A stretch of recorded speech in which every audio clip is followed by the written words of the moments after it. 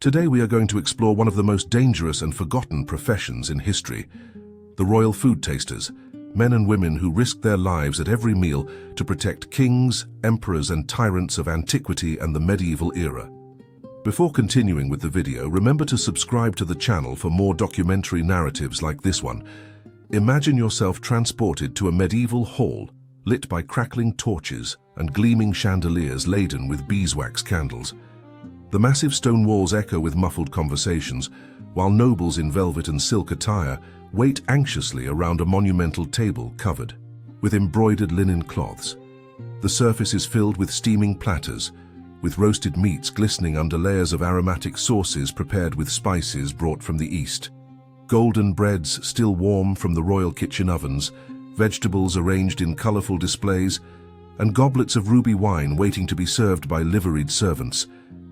The aroma that fills the hall is intoxicating, almost hypnotic, promising pleasures that few at that time could experience. But no one touches the food. All eyes converge on a single figure approaching the table with hesitant and measured steps, like someone walking on thin ice.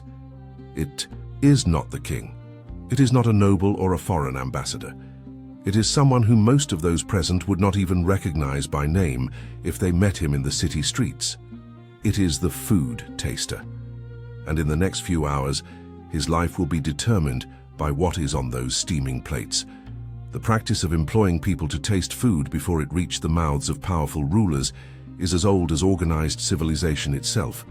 Historical records indicate that empires such as ancient Persia, the Egypt of the pharaohs and imperial China already utilized this method as a form of protection against poisonings. In societies where power was often conquered and maintained through the systematic elimination of rivals, having someone to test every dish represented an elementary precaution for any ruler who wished to see the sun rise the next day. But it was in ancient Rome that the function gained a specific name and an institutionalized role in the imperial courts. The Romans called these individuals praegustator, a Latin term that literally means the one who tastes before. In Roman society, where political intrigues often ended in elaborate assassinations and bloody coups d'état, having someone to test every dish and every cup of wine was not a luxury or an eccentricity of paranoid monarchs. It was a basic necessity for survival for anyone in a position of power. One of the best-known cases, and most widely documented by ancient historians, involves the Emperor Claudius, who ruled Rome between the years 41 and 54 of the Common Era. Claudius came to power completely unexpectedly, elevated to the throne by the Roman army after the brutal assassination of his nephew Caligula. Despite being frequently underestimated and ridiculed by his contemporaries due to physical problems that affected his appearance and speech, Claudius proved to be a surprisingly competent administrator. During his 13 years of rule, he reformed the imperial bureaucracy, making it more efficient, expanded the impressive network of aqueducts and roads that sustained the vast empire, and led successful military campaigns in Britannia that expanded Roman borders. However, his personal life was marked by turbulent marriages and constant suspicions that surrounded him like persistent shadows. His food taster was a eunuch named Halotus, who served not only as a taster, but also as the chief steward of the imperial household, a position of considerable responsibility and proximity to supreme power. On the fateful night of October 13th in the year 54, during an elaborate banquet in the imperial palace, Claudius was served one of his favorite dishes, fresh mushrooms, prepared with aromatic herbs and spices in the way the emperor particularly enjoyed. Ancient historians such as Tacitus, Suetonius and Pliny report that the mushrooms had been carefully prepared with deadly poison, possibly commissioned by Agrippina, the emperor's fourth and last wife, who ardently desired to place her son Nero on the imperial throne to rule through him. The poison was allegedly manufactured by a woman named Locusta, known throughout Rome for her skills in the dark art of toxicology, a specialist whose services were discreetly requested by those willing to pay the high price of a silent and seemingly natural death. What makes this case particularly intriguing for scholars is the deeply ambiguous role of Halotus in the emperor's death. Ancient sources differ significantly regarding his direct involvement in the deadly conspiracy.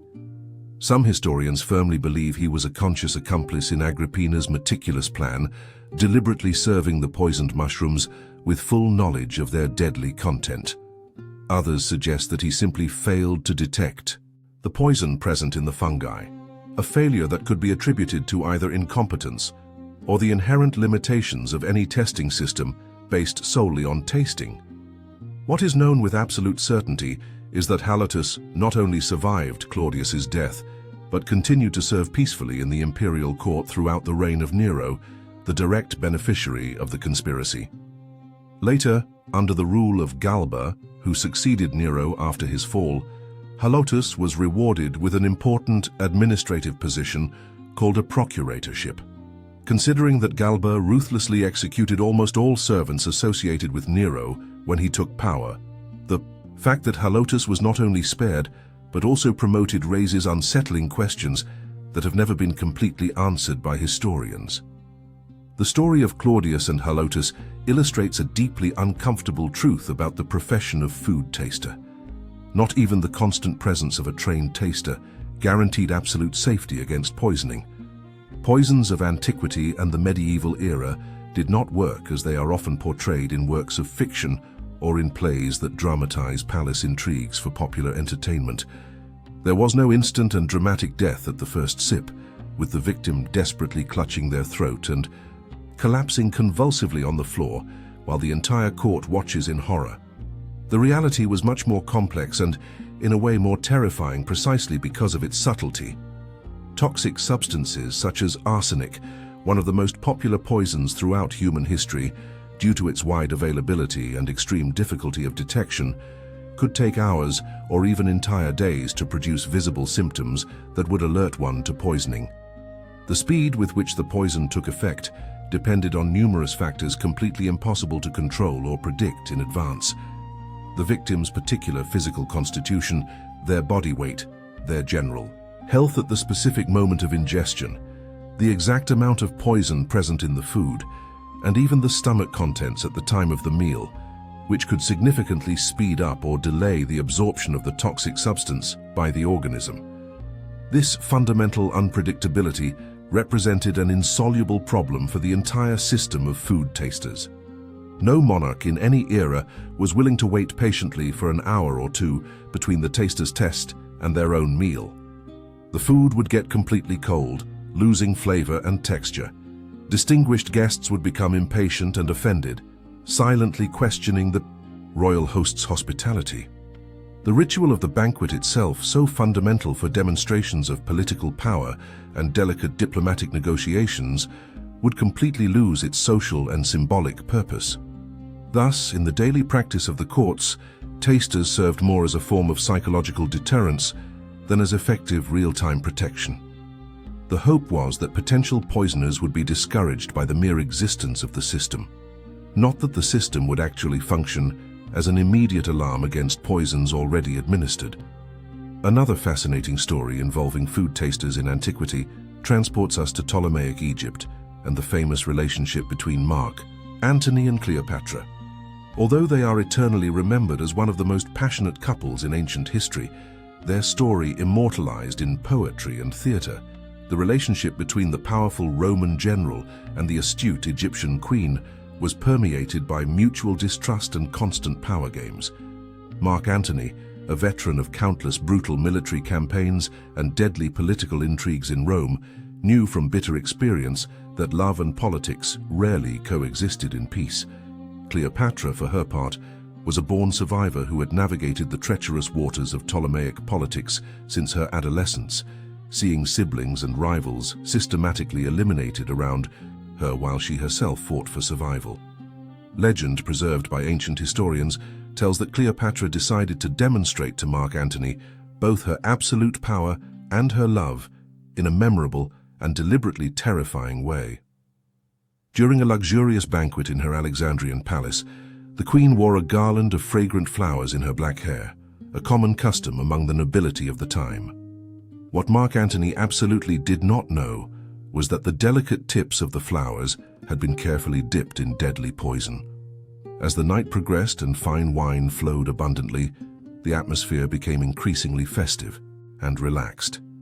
At a calculated moment, Cleopatra challenged her Roman lover to drink in her honor, seductively mixing petals from her flowers into the red wine. Mark Antony, unable to refuse the charming challenge of his beloved queen, was about to bring the fatal cup to his lips when Cleopatra stopped him with a firm and authoritative gesture. She then summoned Mark Antony's food taster and ordered him to drink the wine in place of his master. The man obeyed without question and, moments later, fell dead before everyone present in agonizing convulsions. Cleopatra then reportedly turned to Mark Antony with an enigmatic smile and declared that if she wanted to kill him, she certainly could do so at any moment she desired, but that her decision to save him proved once and for all that he could trust her completely. During the European Middle Ages, especially between the 12th and 15th centuries, paranoia surrounding poisonings reached levels absolutely unprecedented in Western history. Royal courts developed elaborate and ceremonious protocols that went far beyond simply having someone taste the food before the monarch. An entire complex system of multiple checks was created, involving dozens of people at every royal meal. In 15th century England, detailed documents describe the complex ceremonies that preceded every meal of the king.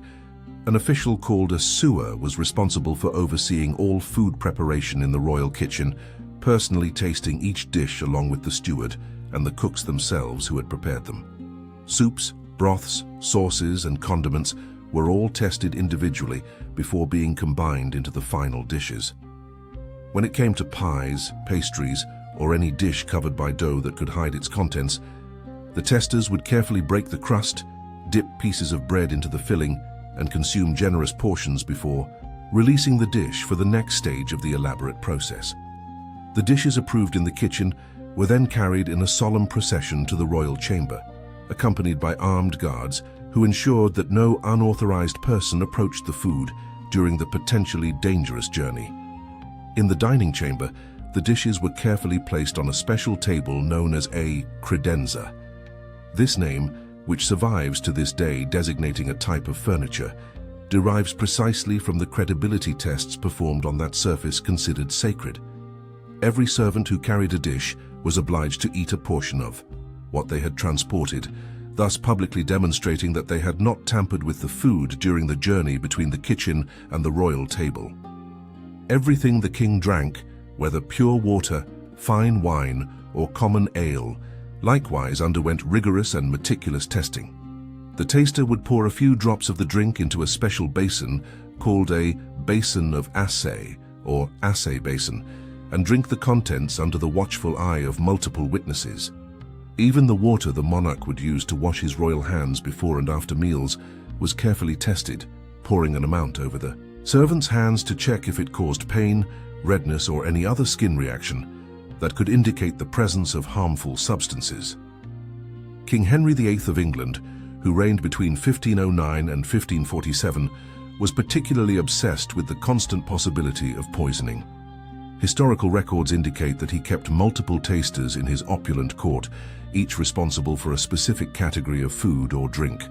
This paranoia intensified dramatically after the birth of his only legitimate male son, Edward, in 1537. Determined to protect the heir he had so desired, and for whom he had completely transformed the religion of his kingdom, Henry ordered that tasters test absolutely everything that would be consumed by the young prince.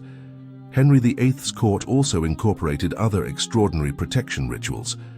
The servants responsible for tidying the royal quarters were obliged to kiss every part of the sheets, pillows, and mattresses they had touched during their daily work, demonstrating that they had not applied contact poison to the surfaces where the king would sleep.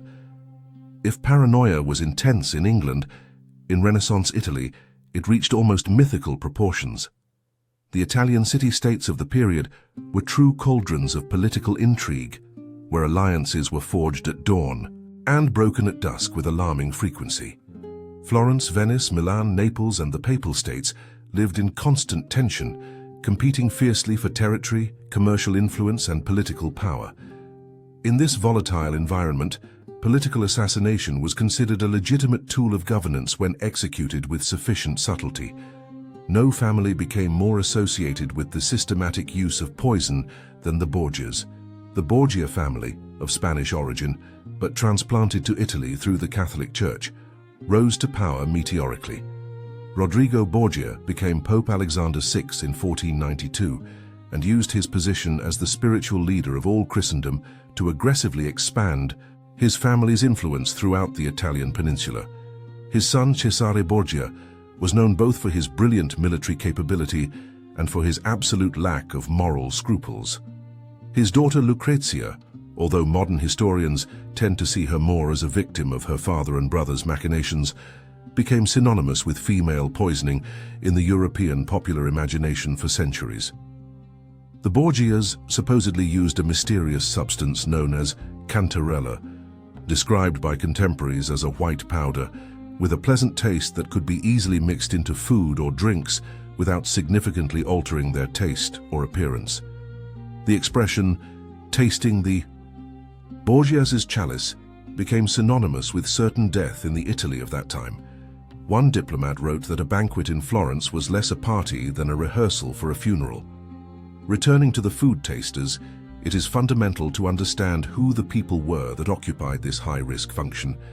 In the absolute majority of cases, they were individuals in extremely vulnerable positions with little or no ability to refuse the designation imposed upon them. Low-ranking servants, whose lives already belonged to their masters, slaves in societies that practice servitude as a legal institution, political prisoners seeking some form of redemption, or people desperate enough to accept any job that guaranteed regular food, even at the cost of risking their own lives at every meal. The position carried a cruel paradox related to the issue of trust. On one hand, the taster needed to have direct access to the monarch's food, meaning proximity to power. On the other hand, this very proximity automatically made him an object of perpetual suspicion. If the king fell ill after a tested meal, the first person to be interrogated would be the taster. The logic was implacable. If the taster died, he fulfilled his function. If he survived while the king fell ill, his survival became evidence of possible treason. Social isolation was an inevitable consequence. Other servants avoided the tasters, fearing association with someone marked for possible imminent death. Nobles treated them as disposable tools. The monarch himself frequently viewed them with suspicion, never allowing genuine gratitude to develop. Historical documentation regarding individual tasters is extremely scarce because they were considered insignificant by chroniclers. We know much more about the poisons that killed them than about their lives, families, or fears.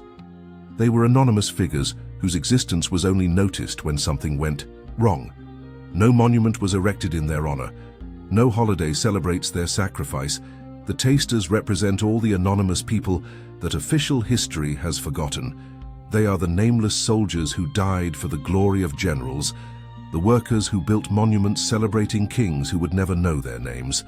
The difference is that the tasters died even more invisibly, victims of poison whispered onto golden plates. In closing this narrative, it is impossible not to reflect on the brutal contrast between the pomp of royal banquets and the silent terror lived by those charged with tasting them. While nobles talked about politics and intrigues, in some corner of the kitchen, a taster chewed slowly, hoping his body would not start to tremble, that his vision would not darken, that his heart would keep beating. The story of the tasters is about power and helplessness, about valuable lives and disposable lives. It is a reminder that behind every great historical event, there existed countless people whose names we will never know, but whose sacrifices made possible the survival of those whom history chose to remember. If you have made it this far, I thank you for following this journey through one of the most dangerous professions in history. If this documentary sparked your curiosity, if you felt something upon learning the fate of these anonymous people, consider subscribing to this channel. Leave your comment sharing what impressed you most, or suggest other themes you would like to see explored. Every interaction strengthens this work of historical recovery. And if you know someone who appreciates fascinating stories from the past, share this video. Together, we can ensure that those whom history forgot are not forgotten forever.